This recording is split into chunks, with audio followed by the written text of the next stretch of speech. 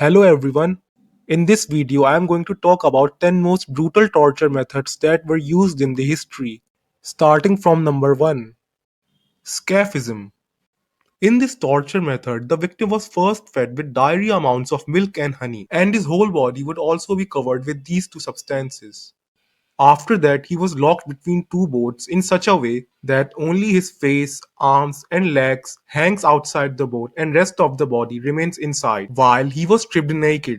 The boat was then released in an open swamp infested with vermins. Now because of the milk and honey he was fed earlier, the poor thing starts to shit himself inside the boat. Now the aroma of his shit and the censorship covering his butthole starts to attract pesky little vermins inside the boat. The vermin then starts to lay their eggs inside the man's body and eats his body from the inside while he is still alive. The Brazen Bull. The Brazen Bull, Sicilian Bull, or simply Bronze Bull, was an execution and torture device used in ancient Greece. The Brazen Bull was a large, hollow sculpture made entirely of bronze and shaped like a real bull. It had an opening on one side through which the condemned person could be inserted. Once the condemned person was inserted inside the bull, a fire was lit underneath the bull, heating the bronze to extreme temperatures. As the bronze bull heated up, the victim inside would slowly begin to burn alive. The heat would transfer through the metal and scorch the person's skin, eventually roasting them to death. The process was agonizingly slow and it took time for the metal to heat up and gradually cook the person alive from both outside and inside. As the victim screamed in pain, the sound would be channeled through the acoustic tube inside the bull, making it seem as though the bull was alive and was itself roaring. Rat torture. In this torture method, the victim was first restrained, often lying flat on their back to prevent an escape or resistance. After this, one or more live rats were placed inside the container on the man's abdominal area, and then the container was heated from the top. As the heat gradually spread inside the container, the rat would begin to panic and would desperately look for a way out. But as the container was sealed, the rat had no choice but to burrow into the victim's body, travel inside him by chewing through his muscle organs and skin, and coming out from the other side. Keel hauling. Keel hauling was a brutal punishment practiced primarily by sailors from 16th to 18th century and was performed on those crew members of the ship who were disobedient to the captain. In this torture method, the victim was first stripped of their clothing and then a rope was attached to his body, usually around his waist, arms, and legs. The rope the person was attached to was connected from one side of the ship to the other. Then the person was thrown overboard and was dragged along the rope. As the victim was pulled under the ship, he would come into direct contact with ship's keel, which was often covered with sharp barnacles, shells, and other marine growths. This would result in severe lacerations, cuts, and scrapes on his body as he was dragged along. In addition to the physical trauma from scraping against the ship, there was also a significant risk of drowning. The length of time and speed at which the person was hauled determined the severity of the punishment. Some were dragged quickly to avoid death, while others might slowly be pulled, leading to more painful injuries or even fatal consequences. The strapedo. In this torture method, the victim's hands were first tied behind their back, and then the victim was then hoisted into the air by a rope attached to their bound wrist. The pulling motion of the rope caused the arms to rotate backwards and upwards, putting immense stress on shoulders, ligaments, and muscles. Hanging in this unnatural position for prolonged periods led the victim to suffer from joint dislocation, muscle and ligament tear, nerve damage, and fractured bones.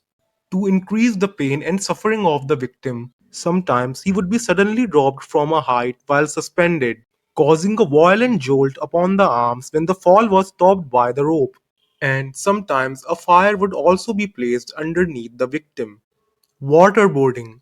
Waterboarding is a psychological torture that simulates drowning. It is designed to induce extreme fear, panic, and physical distress in the victim. In this torture method, the victim is first bound to a flat declined surface, usually lying on their back. Then a cloth or a towel is placed over the victim's face, particularly the mouth and the nose, which are the key airways for breathing. After this, water is poured continuously over the cloth.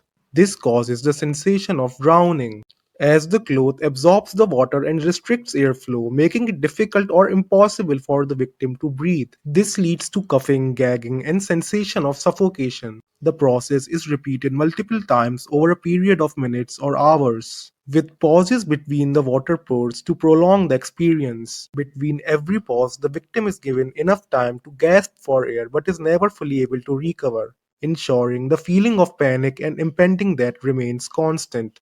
Flaying. Flaying is a simple but yet one of the most brutal torture methods in this list. First, the victim was often restrained by tying his arms and legs from a rope. Then, simply, the victim's skin was carefully and slowly be peeled away from his body. And then he was simply left in this state to die. Death could occur from blood loss, infection, or shock. Some accounts suggested that the victim may have survived the initial flaying for hours or even days, depending upon how much skin was removed or how skilled the torturer was. White torture.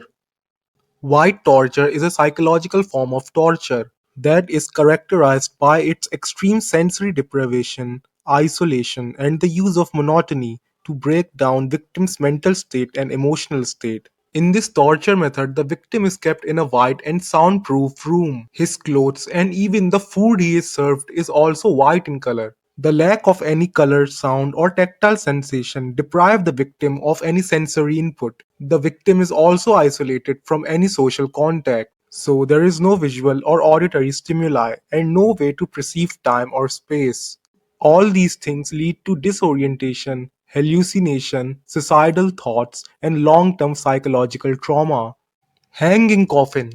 In this torture method, the victim was confined in a wooden or metal cage, and the cage was designed human shaped so the victim could perform little to no movement. After confining the victim in the cage was suspended in the mid-air and often at visible locations such as busy road, marketplace, or village entrance. Now, this torture method has elements of both psychological and physical torture because the victim had to often go through public humiliation. Victims were left at the mercy of the weather. Sometimes they were hung in scorching heat during the day, sometimes in freezing cold at night, or sometimes in rain or wind. They were also exposed to insects, birds, or other animals. The lack of nutrition, water would lead to intense thirst, dizziness, disorientation, and eventually organ failure. The slow process of dying over days or even weeks made this torture extremely brutal. Bamboo torture. In this torture method, the victim was first tied to a pole in a horizontal or vertical position. After this, fresh bamboo shoots were selected and were left to grow naturally underneath the victim.